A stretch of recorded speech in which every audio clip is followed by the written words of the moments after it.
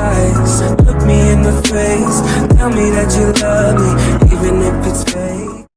Hello everyone, welcome back to my channel commerce with Anjali Talwar. So आज हम एक नया चैप्टर स्टार्ट करने वाले हैं, जो कि ये चैप्टर सेकंड ऑफ +1 क्लास है ना, बिजनेस का, फॉर्म्स ऑफ बिजनेस ऑर्गेनाइजेशन। इसमें हम डिफरेंट तरीके के बिजनेस के बारे में पढ़ेंगे कि बिजनेस कितने तरीके से हो सकता है, किस किस तरह का बिजनेस होता है ना। तो ये सब हम पढ़ने वाले हैं, ठीक है। तो हम फर्स्ट चैप्टर ऑलरेडी अपना कवर कर चुके हैं, जिसमें हम बिजनेस का बेसिक पढ़ चुके हैं, राइट। तो फॉर्म्स ऑफ बिजनेस ऑर्गेनाइजेशन को जब हम स्टार्ट करेंगे तो सबसे पहला जो फॉर्म हमारे सामने आता है वो है सोल प्रोप्राइटरशिप। सबसे पुराना, सबसे पहला जो फॉर्म है वो यही है, सोल ट्रेड कह लो इसको, सोल प्रोप्राइटरशिप कह लो। इस सोल का मतलब अकेला। जब अकेला पर्सन कोई काम करेगा, ठीक है, एक पर्सन है, फॉर एग्जाम्पल मैंने अकेली ने कैपिटल इन्वेस्ट की, एक शॉप ओपन की, उससे पूरा रिस्क अकेली ने लिया, सोल, ठीक है, और जो भी प्रॉफिट या लॉस आया वो सब मेरा है, ठीक है। तो वो चीज़ क्या है, सोल प्रोप्राइटरशिप। मैं आगे इंप्लॉयज रख सकती हूँ, लेकिन काम के ओनर कौन है वो मैं हूँ, सिर्फ एक पर्सन होगा, ठीक है। तो उसको हम कहते हैं sole proprietorship. Easy. So indeed from the association. So क्या लिखा है, देखो, इन द एंशियंट टाइम्स, पुराने ज़माने में business was conducted on a small scale. तो इसलिए सोल ट्रेड ही क्या था, मोस्ट पॉपुलर था हर तरह की बिजनेस ऑर्गेनाइजेशन में। जैसे जैसे सिविलाइजेशन बढ़ा, ठीक है, ह्यूमन नीड्स इंक्रीज हुए, लार्ज स्केल पे जो है ह्यूमन नीड्स बढ़ने लगे, तो बिजनेस में हमें लार्ज स्केल चाहिए थे, जिसकी वजह से बहुत सारी प्रॉब्लम आने लगी, लाइक कैपिटल मैनेजमेंट रिस्पॉन्सिबिलिटी। एक अकेला पर्सन लार्ज स्केल पे सबको नहीं संभाल सकता। सिमिलरली गवर्नमेंट इंटरफेरेंस भी बढ़ने लगा, है ना, पब्लिक इंटरेस्ट के लिए। तो इन सबका सोल्यूशन यही था कि बहुत तरह की बिजनेस ऑर्गेनाइजेशन बढ़े। अब हम सोल ट्रेड में भी काम कर सकते हैं, हम पार्टनरशिप में भी काम कर सकते हैं, हम कंपनी की फॉर्म में भी काम कर सकते हैं, हम कोऑपरेटिव सोसाइटीज बना सकते हैं। अगर हमारे मतलब वो है ना, joint in the family business भी हमारा हो सकता है ना, वो चीज़ें आ जाएंगी। तो वो सब हम इस चैप्टर में पूरा करने वाले हैं, और आज की क्लास में हम सोल ट्रेड को कवर करेंगे। तो सबसे पहले फॉर्म्स ऑफ बिजनेस ऑर्गेनाइजेशन क्या होता है, पहले तो ये पढ़ो। Forms of business organisation, business के कितने तरह के फॉर्म्स हैं। या तो forms of business organisation related है कि ऑनरशिप किसकी है, ऑनरशिप का लीगल कंसेप्ट क्या है, किसकी अथॉरिटी है, किसकी रिस्पॉन्सिबिलिटी है, ओनर्स की कितनी है। तो ये चीज़ें किसमें हमें ध्यान में रखनी है, कि यही बताएगा हमें किस तरह का फॉर्म है बिजनेस ऑर्गेनाइजेशन का। सोल ट्रेड में एक सिंगल पर्सन होता है, पार्टनरशिप में हो सकता है कैपिटल भी ज़्यादा ने लगाई है, रिस्पॉन्सिबिलिटी भी ज़्यादा की है, जब ABC दो डिफरेंट टाइप्स ऑफ पार्टनर्स बन जाते हैं, ठीक है। उसके बाद कंपनी ऑर्गेनाइजेशन में मैनेजमेंट अलग होती है, ओनर्स अलग हो जाते हैं, तो ये हमारा कंपनी ऑर्गेनाइजेशन का फॉर्मेट आ जाता है। तो इन सब चीज़ों से हमें पता लगता है कि कैसा बिजनेस फॉर्म है, ठीक है। सो इन रियलिटी जो फॉर्म है बिजनेस ऑर्गेनाइजेशन का, वो लीगल फॉर्म्स के अकॉर्डिंग होता है, जिससे बिजनेस को ऑर्गेनाइज किया जाता है, रन किया जाता है ना, उसी को हम फॉर्म्स ऑफ बिजनेस ऑर्गेनाइजेशन कह देते हैं। सो कहता है अब इंपॉर्टेंट क्या है, the form of business organisation determine its external existence and other parties उसको किस तरीके से रिकॉग्नाइज करती है, वही उसका क्या है, फॉर्म ऑफ बिजनेस ऑर्गेनाइजेशन।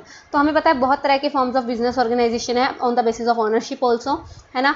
अगर कोई बिजनेस सिंगल इंडिविजुअल चला रहा है तो वो क्या है, सोल ट्रेड है। कुछ बिजनेस मैनेज किए जाते हैं मैनी पीपल कलेक्टिवली, तो वो पार्टनरशिप बन जाती है। कुछ बिजनेस जॉइंट स्टॉक कंपनीज के अकॉर्डिंग चलाए जाते हैं, ठीक है। प्राइवेट सेक्टर में नहीं, पब्लिक सेक्टर में बहुत तरीके के ऐसे तरह की हम जो है फॉर्म्स ऑफ बिजनेस ऑर्गेनाइजेशन देखने को मिलते हैं। तो अगर मैं बात करूं फॉर्म्स ऑफ बिजनेस ऑर्गेनाइजेशन, तो कुछ होते हैं प्राइवेट सेक्टर में।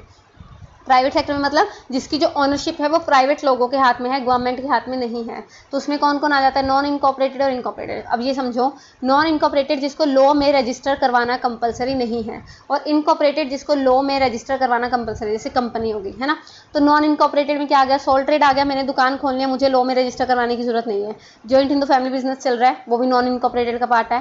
पार्टनरशिप में मर्जी होती है, हम चाहें तो पार्टनरशिप एक्ट के अंदर खुद को रजिस्टर करवा भी सकते हैं, नहीं भी करवाएंगे तो लीगली कंपलसरी नहीं है, या जॉइंट वेंचर आ जाते हैं। इनकॉर्पोरेटेड जिसको रजिस्टर करवाना जरूरी है, corporate societies, cooperative enterprises, companies या लिमिटेड लाइबिलिटी पार्टनरशिप, इन तीनों को रजिस्टर करवाना कंपलसरी है प्राइवेट सेक्टर में।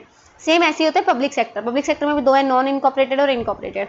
पब्लिक सेक्टर में नॉन इनकॉर्पोरेटेड में आता है डिपार्टमेंटल अंडरटेकिंग्स, ठीक है, और इनकॉर्पोरेटेड में आता है जो कंपनीज बनाई जाते हैं, गवर्नमेंट कंपनीज या पब्लिक कॉर्पोरेशंस बनाए जाते हैं, राइट। और इनके अलावा आता है जॉइंट सेक्टर, जिसमें कुछ परसेंट इसका और कुछ परसेंट इसका हिस्सा होता है, मतलब प्राइवेट और पब्लिक गवर्नमेंट मिलकर अगर कोई सेक्टर बना रही है तो वो क्या जाता है, जॉइंट सेक्टर।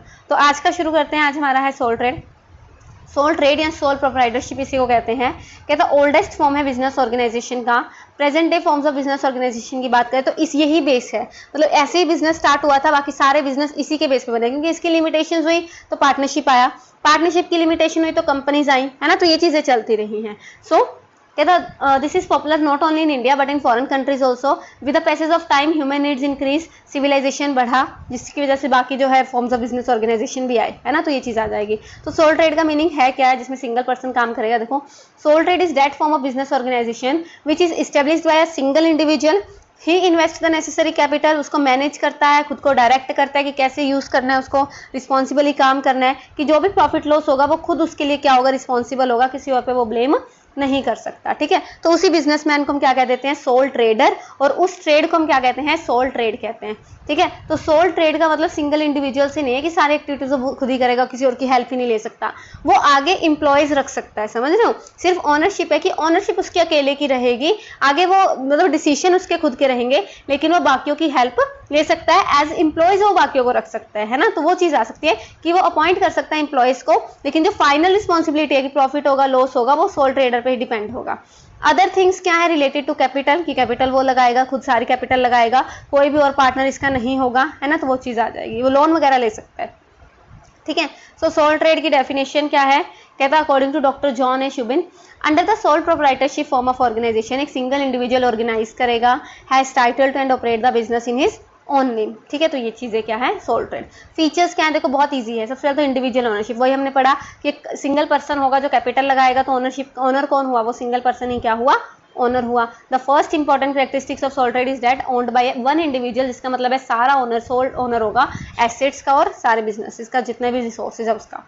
सोल मैनेजमेंट की मैनेजमेंट भी वो खुद करेगा, ओनर जो है फंक्शन परफॉर्म करेगा मैनेजमेंट का, लेकिन जैसे जैसे साइज बढ़ेगा तो मैनेजर तो अपॉइंट कर सकता है, लेकिन इंपॉर्टेंट यहाँ पे ये नोट करना है कि रिस्पॉन्सिबिलिटी सारी किसकी होगी, मैनेजर्स की होगी। अनलिमिटेड लाइबिलिटी की, कल को लॉस हो गया तो उसको जो है अपना घर बार बेच के भी पूरा करना पड़ेगा। ठीक है, सो लाइबिलिटी क्या है सोल ट्रेडर की, वो कैपिटल इन्वेस्टेड से ज्यादा भी हो सकती है अगर हैवी लॉस हो जाए तो। ठीक है, तो अगर वो पेमेंट नहीं कर पा रहा तो उसको जो अपनी पर्सनल एसेट्स हैं वो भी बेचनी पड़ेंगी। ठीक है, क्योंकि उसी का बिजनेस है, प्रॉफिट होता तो भी तो उसी का था, है ना। और freedom in selection of business, अब मैंने काम करना है, मैं किसी भी तरह का जिसका मुझे अच्छा लगता है वो काम कर सकती हूँ, है ना। Sole trade can select any trade as per his will. ठीक है, तो बहुत सारी फर्म्स है, बाकी से सजेशन ले सकता है बहुत सारे पीपल से, लेकिन जो मेन डिसीजन है, ओवरऑल डिसीजन है, वो खुद पे डिपेंड करता है कि वो क्या काम करेगा। और फिर सिक्रेसी, क्योंकि बिजनेस की सारी सीक्रेट्स जो मेरे पास रहेंगे सिंगल पर्सन के पास, तो ये सिक्रेसी मेंटेन रहेगी। So there is another speciality of sole trade is that which is not found in any other form of business organisation. वो क्या है, सिक्रेसी। जो इन्फॉर्मेशन है सारे इंपॉर्टेंट मैटर्स की जो बिजनेस से रिलेटेड है वो ओनर के पास रहेगी, कोई भी आउटसाइड पार्टी से इसका एडवांटेज नहीं उठा सकती। No separate legal entity of business की, यहाँ पे क्या है, हम पढ़ते हैं नॉर्मली क्या होता है, बिजनेस एंड जो हमारे ओनर्स आर डिफरेंट। ये केस होता है कंपनी का, ये ध्यान में रखना, कंपनी का। ठीक है, कि कंपनी में कंपनी अलग है और उसके ओनर्स अलग है, लेकिन सोल ट्रेड में ऑनर भी मैं ही हूँ, मैनेजर भी मैं ही हूँ, बिजनेस भी मैं ही हूँ। ठीक है, कल को कोई लॉस होगा तो मेरा, इसलिए तो अनलिमिटेड लाइबिलिटी है, समझ रहे हो। ठीक है, तो वो चीज आ जाएगी। तो इस तरह के बिजनेस ऑर्गेनाइजेशन में बिजनेस और बिजनेसमैन सेपरेटली नहीं कंसीडर किए जाते, कि बिजनेस की कोई सेपरेट एग्जिस्टेंस नहीं है, बिजनेसमैन खुद ही बिजनेस है। सारी एसेट लाइबिलिटी बिजनेस की जो है बिजनेसमैन की होती है, तो वही रिस्पॉन्सिबल होता है सारी एक्टिविटीज के लिए। ठीक है, और अनडिवाइडेड रिस्क, अब रिस्क भी सारा यही उठा रहा है, तो प्रॉफिट या लॉस कुछ भी होगा सोल ट्रेडर का वो उसी का होगा, सारे गेन्स भी उसी के होंगे, लॉसेस भी उसी के होंगे। तो रिस्क भी क्या है इसका, अनडिवाइडेड है, कि इसका अकेले का क्या है, रिस्क है। और कुछ स्पेशल फॉर्म ऑफ बिजनेस के लिए बढ़िया भी है। ठीक है, जिसमें इंडिविजुअल अटेंशन वगैरह की जरूरत होती है, like agriculture, job of stitching हो गया, sweet making, bakery, beauty parlours, ये सब इसी। तो ये क्या थे फीचर्स सोल ट्रेड के।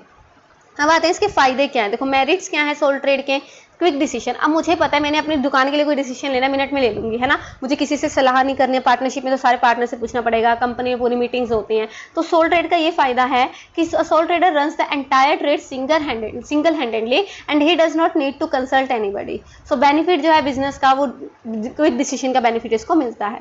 फिर बेनिफिट ऑफ सीक्रेसी, वही आगे कि सीक्रेट्स मेंटेन रहते हैं। ठीक है, चाहे वो बिजनेस एक्सपेंड कर रहा है, ठीक है, उसके जो थॉट्स वगैरह वो उसी के अंदर रहता है, वो कंपटीटर्स को नहीं पता लगेंगे। डायरेक्ट मोटिवेशन है, क्योंकि उसको पता है प्रॉफिट बढ़ेगा, वो सारा मेरा ही है ना। तो ये डायरेक्ट मोटिवेशन का काम करता है। सोल ट्रेडर को कोई भी एक्सटर्नल मोटिवेशन की नीड नहीं होती, वो सेल्फ इंस्पायर्ड होता है, क्योंकि उसको पता है जितना प्रॉफिट बनेगा वो मेरा ही बनेगा। तो इस फैक्ट की वजह से वो अपने आप को पूरा जो है हार्डवर्क करता है और फाइनली जो है प्रॉपर रिवार्ड उसको मिलता है। और पर्सनल कंट्रोल है उसका, सोल ट्रेड का कंप्लीट कंट्रोल है बिजनेस के ऊपर, क्योंकि वो ओनली ओनर है, मास्टर है हर चीज का, सारे इंप्लॉयज उसके अंडर कंट्रोल है, कोई भी केयरलेसली काम नहीं करेगा, है ना। तो वो चीज आ जाएंगे। और ईजी फॉर्मेशन है, इसके लिए कोई लीगल फॉर्मेलिटीज नहीं करनी, दुकान ढूंढनी है, काम चलाओ अपना। ठीक है, कोई लीगल फॉर्मेलिटीज करनी नहीं है, रजिस्टर करवाना नहीं है, वही चीज आ गई ना। इसके अलावा इसकी लिमिटेशंस भी हैं। कुछ लिमिटेशंस क्या हैं, हम लिमिटेड रिसोर्सेज हैं कि एक सिंगल पर्सन के पास कैपिटल भी तो कम होगी, वही 4 पर्सन अगर मिलकर काम करेंगे तो कैपिटल भी ज़्यादा होगी। Limited life span of business concern का कि जो पर्सन उसको काम को बना रहा है, बाई चांस भी उसको कुछ हो गया, वो बीमार हो गया तो दुकान बंद करनी पड़ती है, वो मर गया तो दुकान बंद करनी पड़ती है, समझ रहे हो, है ना। तो इस वजह से जो बिजनेस है वो लंबे समय तक नहीं चल पाता। अनलिमिटेड लाइबिलिटी कि अगर हैवी लॉस हो जाए तो उसको अकेले को ही उठाना पड़ेगा, जिसकी वजह से उसकी जो लाइबिलिटी है वो क्या हो जाएंगी, अनलिमिटेड हो जाएंगी। उसको अपनी पर्सनल एसेट्स भी बेचनी पड़ेगी, सारा रिस्क उसी का है। और मैनेजरियल एबिलिटी भी तो लिमिटेड है। अब एक पर्सन, एक अकेला पर्सन किस किस तरीके की एक्टिविटीज़ में मास्टर होगा, या तो वो सेल करेगा, या परचेज करेगा, प्रोडक्शन करेगा, मार्केटिंग भी खुद, फाइनेंस भी खुद, तो उसको कुछ खुद करना पड़ रहा है। और कोई भी सिंगल पर्सन इतने सारे मैनेजरियल प्रॉब्लम को एक साथ मतलब एफिशिएंटली हैंडल नहीं कर सकता, समझ रहे हो, तो इनबैलेंस हो जाएगा सब। तो on the other hand limited financial resources हैं, तो ये चीज़ें भी आ जाएंगी कि मैनेजर प्रॉपर नहीं वो कर पा रहा है ना, तो वो चीज़ आ जाएंगी। तो ये क्या था आपका सोल ट्रेड। सोल ट्रेड ठीक है, कंक्लूजन में हम यह कह सकते हैं कि कुछ एक्टिविटीज़ के लिए, जैसे यहाँ ना some special form of business के लिए सोल ट्रेड बेस्ट है, लेकिन इसकी लिमिटेशंस के कारण तो बाकी फॉर्म्स ऑफ बिजनेस ऑर्गेनाइजेशन आए। ठीक है, तो इसको करो, मिलते हैं नेक्स्ट क्लास में विद नेक्स्ट लेक्चर जिसमें अगला फॉर्म ऑफ बिजनेस ऑर्गेनाइजेशन करेंगे। ठीक है, तो इसको कर लो तब तक के लिए thank you so much. Tell me pretty lies, look me in the face, tell me that you love me, even if it's fake.